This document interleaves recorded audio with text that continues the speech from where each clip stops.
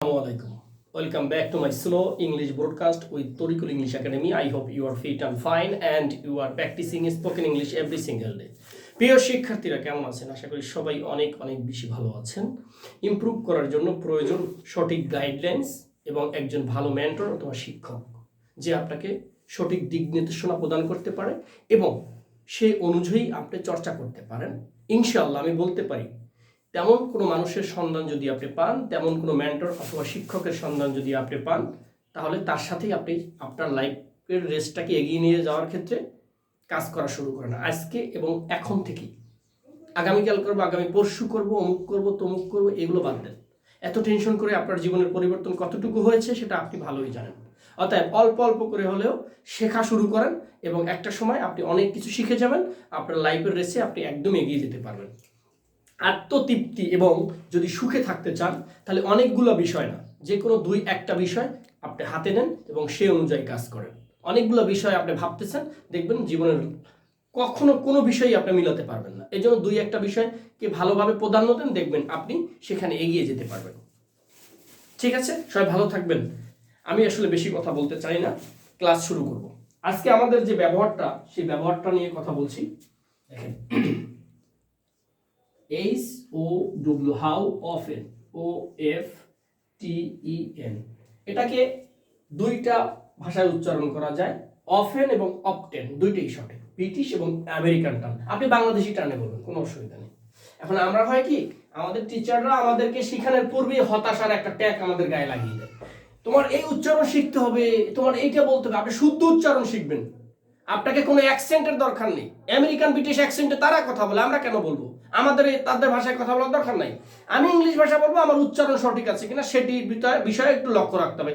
সেটা আপনার শুরু থেকেই যে খুব দ্রুত লক্ষ্য রাখতে হবে বিষয়টা এরকমটা। আপনি প্র্যাকটিস করেন, রাইট রং এগুলো নিয়ে এত ভাবার প্রথমিক অবস্থায় দরকার নেই, আস্তে আস্তে ঠিক হয়ে যাবে। ঠিক আছে, হাউ অফেন অর্থ হচ্ছে কতবার, কতবার। হাউ অফেন অর্থ হচ্ছে কতবার। ভালোভাবে আমরা এই ব্যবহারটা শিখবো। দেখেন, স্পোকেনের কিন্তু অনেকগুলো রুলস আছে, অনেকগুলো নিয়ম আছে। তো আপনাকে এই যে বার, কতবার, এটা দিয়ে যখন কথা বলতে যাবেন তখন আপনাকে এটা ব্যবহার করতে হবে। তাহলে আমরা সেন্টেন্স কিভাবে তৈরি করব, খুব সহজেই শেষ করে দেবো আজকের ক্লাসটি। তাহলে হাউ অফেন, হাউ অফেন আমরা জানি এটা ডব্লিউএস কোশ্চেনের একটা হাউ, কিন্তু এটার সাথে যেহেতু এই অফটেন যুক্ত আছে, যেটাকে আমরা বলি অফেন, তাহলে অফেন মানে প্রায়, কিন্তু এখানে কিন্তু সেই প্রায় অর্থ দাঁড়াবে না। এখানে একসাথে হাউ অফেন অর্থ হচ্ছে কতবার। এখন এটা তো ডব্লিউএস কোশ্চেন, ডব্লিউএস কোশ্চেনের হাউ, কিন্তু আমরা জেনারেলি কখন কোশ্চেন করি, প্রশ্ন করি। প্রশ্ন যে কোনো ভার্ব থেকে শুরু করতে হয়। Do, did, will, have, does, is, are, am, দে, এইগুলো দিয়ে, সরি দে তো একটা সাবজেক্ট, এগুলো দিয়ে আমাদের প্রশ্ন তৈরি করতে হয়। প্রশ্ন যখনই করবে তখন আপনার সেগুলোর ব্যবহার করতে। তাহলে আমরা নিয়ে আসি ডু।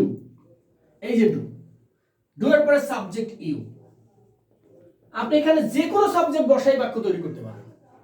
এখন এই ঘুরাই পাশে এইভাবে বুঝাইতে চাই না কেন জানেন? কারণ এগুলো বোঝেন আপনারা, এই জন্য সহজ সেন্টেন্স তৈরি করে দিই। এরকম ভেঙে ভেঙে ভেঙে ভেঙে বোঝানোর দরকার না। কিন্তু আমরা অনেকেই আছি যারা এখনো বুঝি না, বিগিনারে আছি, তাদের জন্য এই এতটা সময় নিয়ে আপনাদের বুঝাতে। তাহলে হাউ অফেন ডু কি,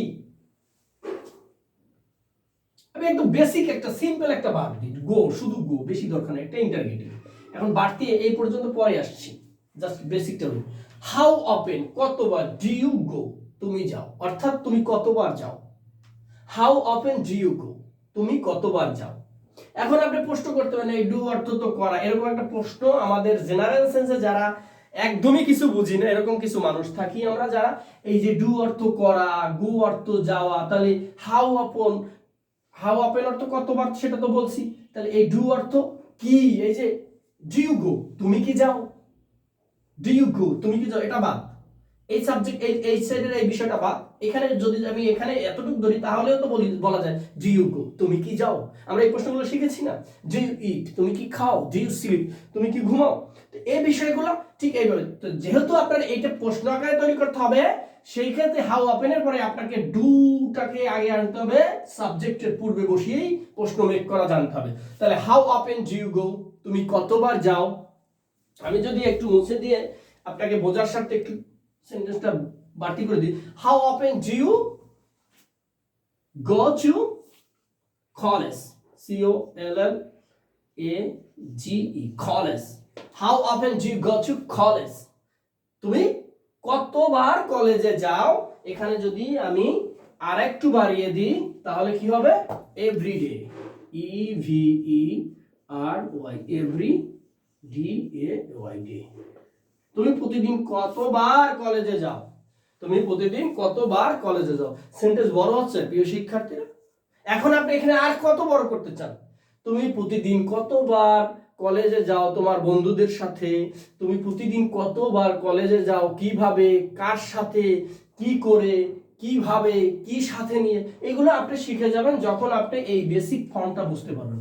এই থেকে এতটুক, অর্থাৎ বাক্য গঠন করার যে প্রসেসটা রয়েছে, বাক্য গঠন করার যে প্রসেসটা রয়েছে এই পর্যন্ত যখন আপনি ভালোভাবে বুঝে যাবেন, তখন এই বাকিগুলো, কারণ এগুলো বুঝতে হলে আপনাকে প্রপার ওয়েতে প্র্যাকটিস করতে হবে, প্রপার ওয়েতে এগুলো জানতে হবে। আর এগুলো যখন আপনার মুখে চলে আসবে, আপনি যখন এগুলো বলতে পারা শিখে যাবেন, এগুলো যখন আপনি সব সেন্সে, সব অবস্থায় যখন বলা শিখে যাবেন, তখন এই সামনের বিষয়গুলো নিয়ে অত বেশি অরিত হতে হবে না, তখন আপনি এগুলো নিজেই পারবেন। আশা করি বুঝতে পেরেছেন। তাহলে how often do you sleep, তুমি কতবার ঘুমাও, তুমি কতবার ঘুমাও, তুমি কতবার ঘুমাও।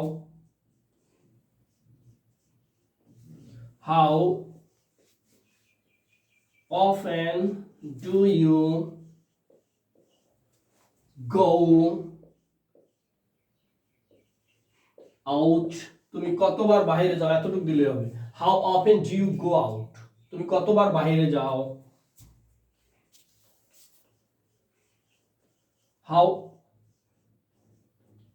অফেন ডু ইউ কুক, তুমি কতবার রান্না করো।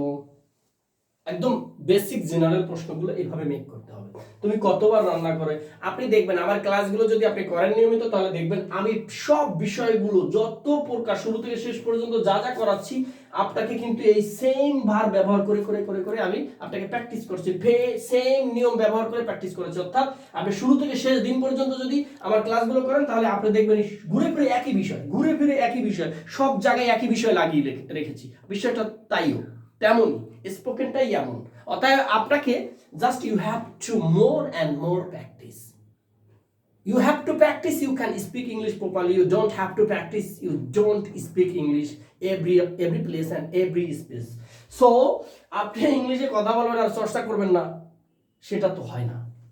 আপনি কোনো পাণ্ডিত্য দিয়ে আপনার মুখকে ফ্রি করতে পারবেন না যদি আপনি চর্চা না করেন, অর্থাৎ চিল্লাইয়ে চিল্লাইয়ে করতে হবে। প্রিয় শিক্ষার্থীরা, এরকম চমৎকার চমৎকার ক্লাস পাওয়ার জন্য আমাদের পেজগুলো ফলো করবেন, আমাদের ইউটিউবে থাকবেন, সাবস্ক্রাইব করবেন, এবং ইনশাল্লাহ লাইফ পরিবর্তন করতে হলে আপনাকে চর্চা করতে পারে। এরকম চমৎকার চমৎকার ভিডিও পাওয়ার জন্য আমাদের সঙ্গে থাকবেন। আজকে এখানেই শেষ করছি, আর অবশ্যই আপনার যে কোনো মতামত, কমেন্ট আমাদেরকে ইনবক্স করতে পারেন। সবাই ভালো থাকবেন, সুস্থ থাকবেন। আজকে এখানেই শেষ করছি। আসসালামু আলাইকুম।